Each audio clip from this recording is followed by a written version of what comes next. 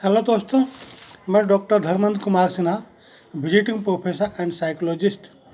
मित्रों, इस साल के प्रारंभ में मैंने मनोवैज्ञानिक विश्लेषक डॉक्टर भाग्यम अय्यर से बात हो रही थी।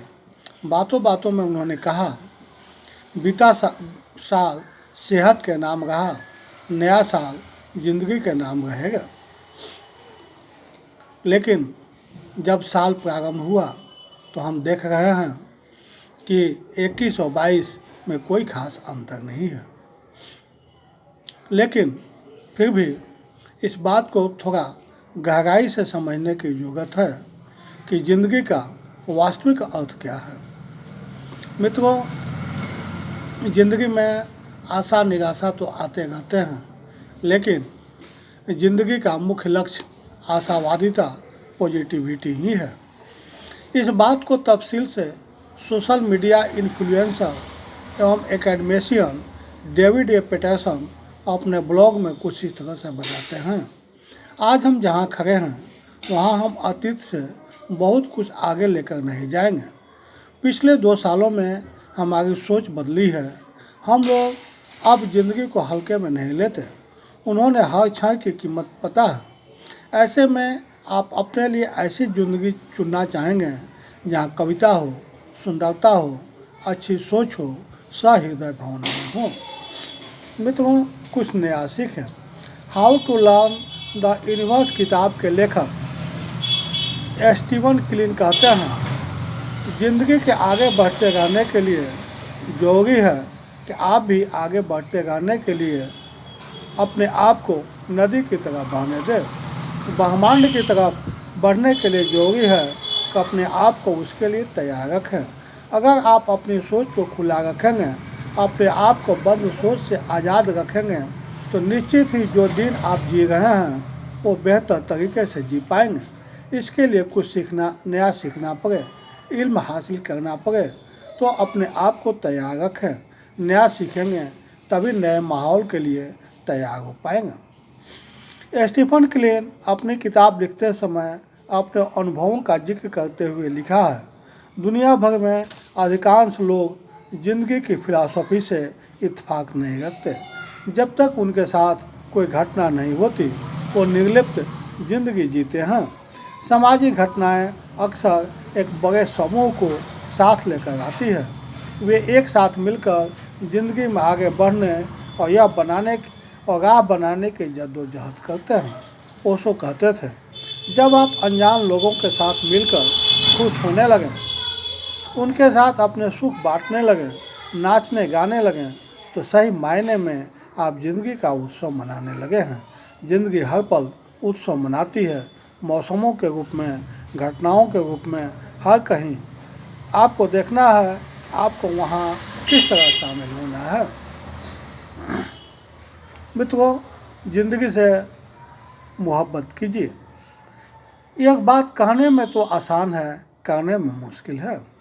ओशो कहते हैं, जीवन की समस्याएं ही इसलिए है कि प्रेम के अगर स्रोत से हमारा संबंध छूट गए हैं।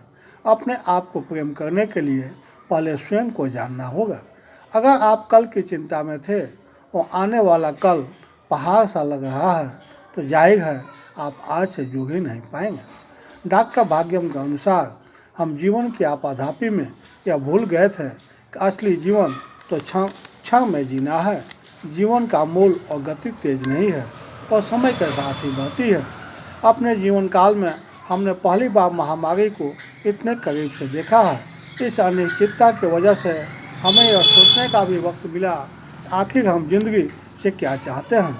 पिछले दिनों जर्मनी के लुडविग मैक्स मिलर यूनिवर्सिटी में हुए शोध के अनुसार महामारी के बाद 63% लोगों ने माना कि वे लंबी जिंदगी नहीं, सार्थक जिंदगी जीना चाहते हैं। जिन्होंने इस दौरान अपने को खोया है, वे अब ज़्यादा सतर्क हैं कि उन्हें दूसरों की मदद करनी चाहिए।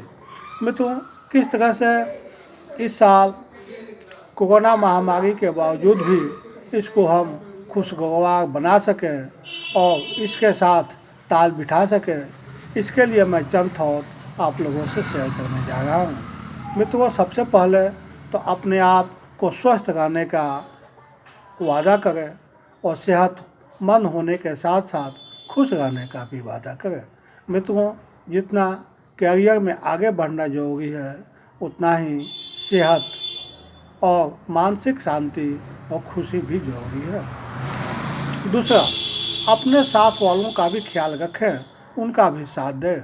आपने पिछले साल कोरोना काल में आपने देखा है या इस साल भी देख रहे हैं कि जिनके पास सपोर्ट सिस्टम था वे कम संसाधन के बावजूद भी स्वस्थ होकर वे घर लौटे, और जिनके पास सपोर्ट सिस्टम नहीं था वो 5 स्टार हॉस्पिटल में रहने के बाद भी वे अपनी ज़िंदगी गंवा दिए। तो आपको इस बात का एहसास हो गया होगा कि आपके सगे संबंधी और रिश्ते आपके लिए कितने महत्वपूर्ण हैं। जबकि हम क्या करते हैं, हम अपने कैरियर और अपने सपने के पीछे हम अपने जो कि है रिश्तेदार और संबंधों को नज़रअंदाज कर देते हैं। लेकिन इस बार आप जब इस साल की प्राथमिकताओं की लिस्ट बनाएं तो उसमें कैरियर के साथ साथ अपने रिश्तों को भी जीवंतता देने का आप प्राथमिकताओं की सूची में शामिल करें। तीसरा, अपने मन को समझाएं कि सब ठीक हो रहा है, आगे भी ठीक रहेगा। इस आशावादी सोच को आगे भी बढ़ाएं। नेक्स्ट, हर क्षण का मजा लें, काम कल पर ना छोड़ें, आज और ये क्षण ही आपके हाथ में है।